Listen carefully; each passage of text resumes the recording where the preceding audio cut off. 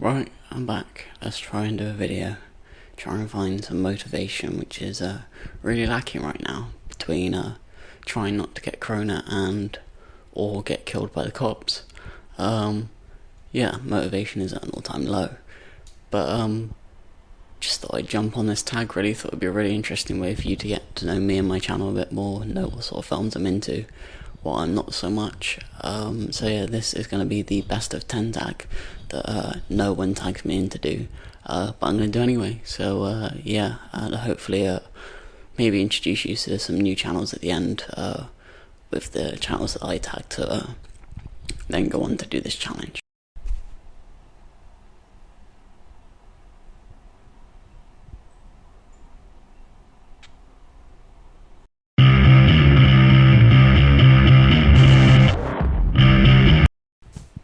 Okay, so the first genre on the list is action. I think it's a very wide genre. You've got films like Die Hard, obviously everyone loves. But I'm going to go for probably the most recent action series to do particularly well, and I'm going to go with the first John Wick movie, just because of that opening scene sets it up perfectly. You care about the character, you want him to succeed, and you want him to kick some ass, which he does quite well, surprisingly.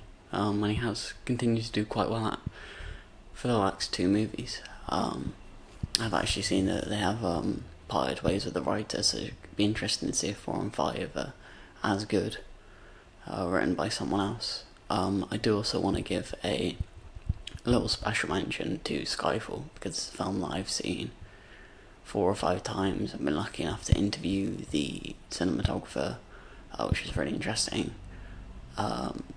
Yeah, it's just a film that I really like, but I don't really know if it's necessarily an action film, but I just wanted to throw that in there. The next genre is romance. Now, I love a rom-com, I watch loads of them. It's a genre that's probably one of my favourites, to be honest, and it'd be quite easy for me to say Bridget Jones, Love Actually, Notting Hill, because I love British films as well, so British films, British rom-coms, perfect for me. But there's one trilogy that I think is untouchable in this genre, and it has to be the Before trilogy.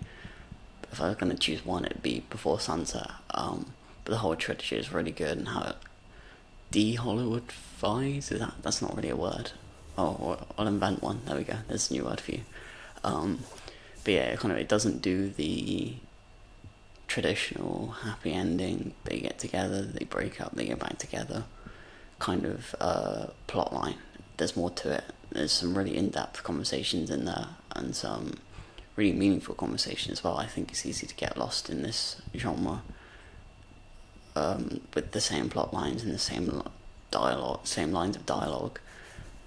But this film is different, and there's particularly in the last film, people don't like it as much, and I think because it's not a happy film, because they're struggling. They've been together a long time and things aren't working out, and I love how they dealt with that. It wasn't just like, oh, we're just going to break up. They have serious conversations because they have kids, and they have to think about how they're going to move on from things. And sorry, I probably spoiled it there actually.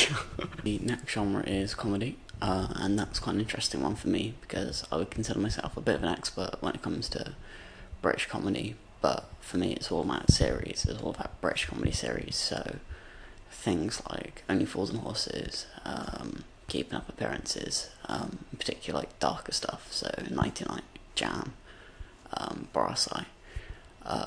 They're things that I consider myself kind of an expert on. So I don't really get a chance to watch a lot of comedy films, because if I'm going to choose a comedy, I'm likely to just binge watch a British series rather than watch a 90-minute film. But if I had to pick one film, cliche-wise, I'd probably go for the In-Betweeners movie, just because of the cult following it has within people my age. But I think the series was better than the films. So if I'm actually going to pick one that I think is my favourite, I'm going to go with the dark comedy Sightseers.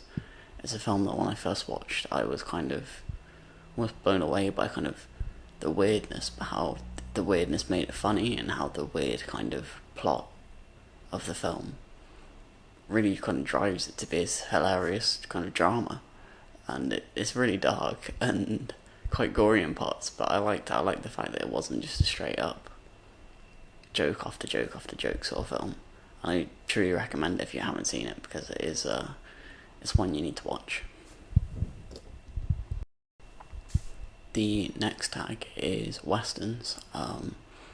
Now, I don't really watch a lot of westerns either. God, it's making me sound terrible, doesn't it? It sounds like I only watch one genre, but I can assure you I do mix it up. But yeah, westerns, there's only one film it can be. There's only one western that I've watched over and over again, and that's the original 1966 Django, directed by Sergio Corbucci and starring Franco Nero in the lead role. The thing that always brings me back to that film is that little guitar riff, that like down down down down down down.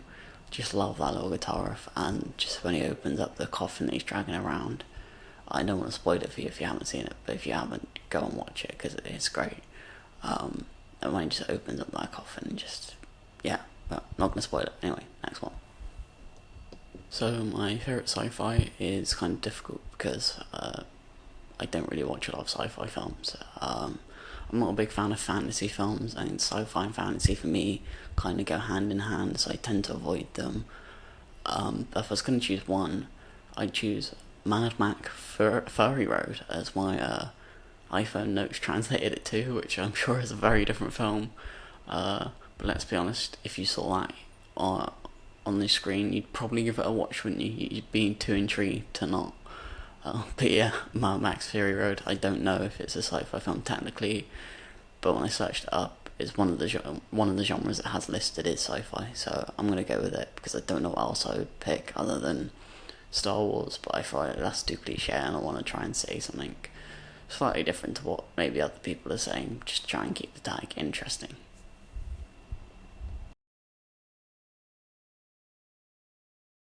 It's an interesting genre because it's probably the most famous amongst people at the moment, and I'm one of those people that keeps on saying I'm fed up with the genre and I want to watch different stuff, but it keeps drawing me back in, and I keep watching them. Every new one that comes out, I'll watch it, and I think, why did I watch that? But at the same time, I really enjoy it as well, so it's like mixed. I don't want to enjoy it, but I do really like the genre, if I'm honest. I'm gonna pick The Dark Knight as my favourite just because it's the one that stands out to me. It's the one that I've watched most. But if I was gonna give a special mention, I'm gonna give a special mention to Thor Ragnarok, just because I like that it was something different and it kind of changed the genre a little bit, adding that bit of comedy and adding Taika Waititi's directorial flair to the film, and just gave it something that I wanted from the genre, something new, something different, and I've watched it a lot of times for that reason. I could probably cite a lot of lines from that film, even though it's a Marvel film, and it's not something that I would ordinarily choose to watch. It's one that keeps bringing me back in anyway. Now it's on to my favourite drama, and not only my favourite drama, but actually my personal favourite film of all time, which is Filth. James McAvoy stars as a drug addict, alcoholic, who's basically looks like his life's in tatters, but he's going for a promotion. He's a police officer, and he wants to be a chief detective. That's not the word. I'm really tired. I can't think of the word, but yeah, he wants to be like a top role, and he's going against other people. And it seems fairly simple at the start. I think simple premise, simple guy who's just struggling in life. But then once you find out why, and there's a big twist at the end that I just absolutely love, and I love everything about this film. The soundtrack. It's the first film where I was like, the soundtrack blew me away. Where I just listened to the soundtrack so many times. Even the little like indents, little things that like I take out of the film and put into the soundtrack. I just love everything about it.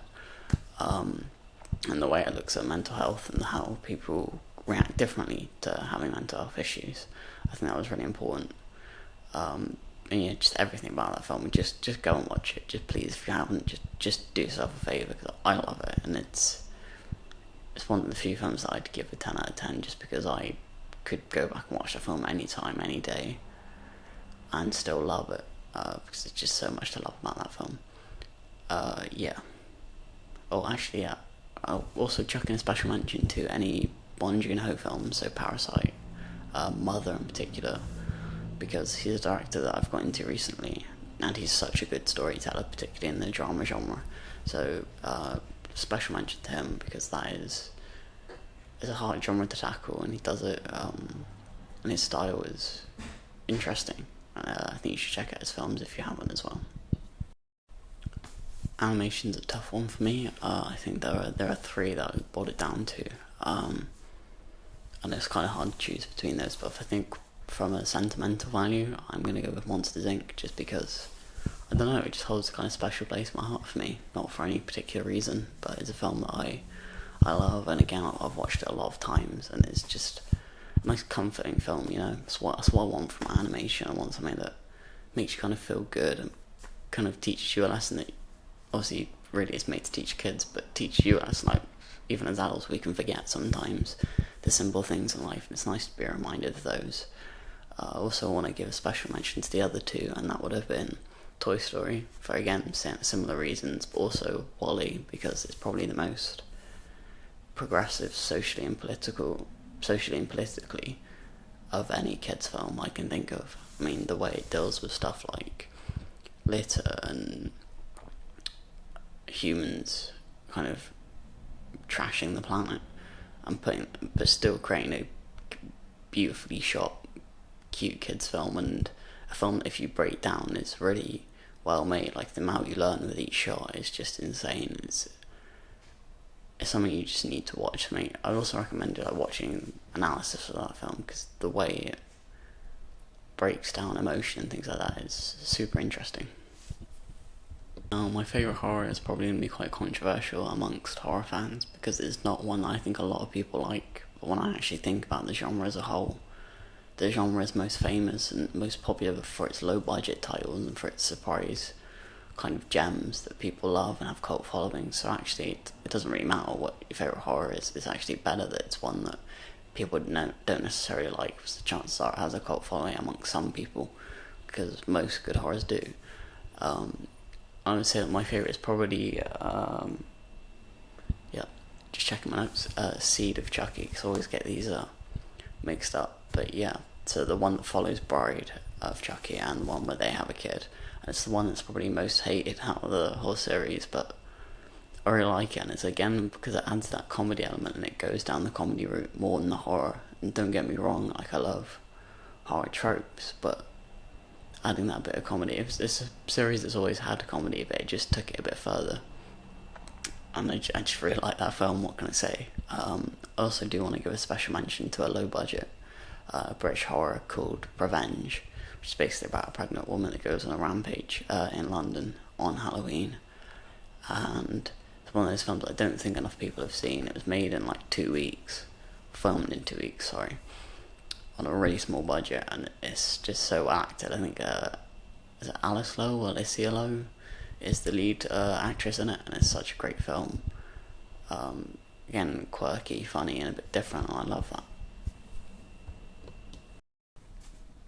The 10th and final genre of the top 10 is, not top 10, 10 tag or whatever it's called, is adventure, and I don't know, basically, I don't know what class is an adventure film, just because it's a genre that I don't think really works in the top 10 tag, in the sense that top 10, it's not called that, fuck's sake, it's called the 10 tag, just called the 10 tag, okay, let's go with it. But yeah, I don't think it's one that really stands on its own. Like most things are action adventure, in which case it could go into action or adventure, and I don't really understand what would count as an adventure film. I guess people say Indiana Jones, but surely that's an action adventure.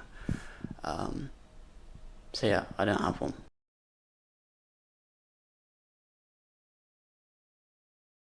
One of my favourites, I'm not going to say my favourite because I love loads of blue tubers, but I'm going to go with Blu-ray Bullet Brit.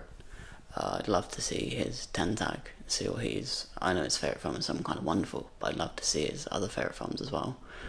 And, a final one. This is a tough one.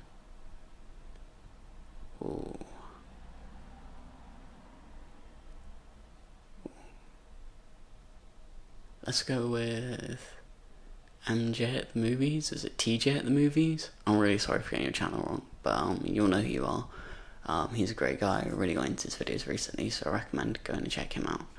And as a final one, actually, let's chuck in there Kermit's Ghost. I hope you're well, Kermit. I know you've been had a recent passing in the family recently, and I'm sorry to hear that. I'm glad you're back doing videos and back on your feet. And if you get 5 minutes, I'd love to see your list as well.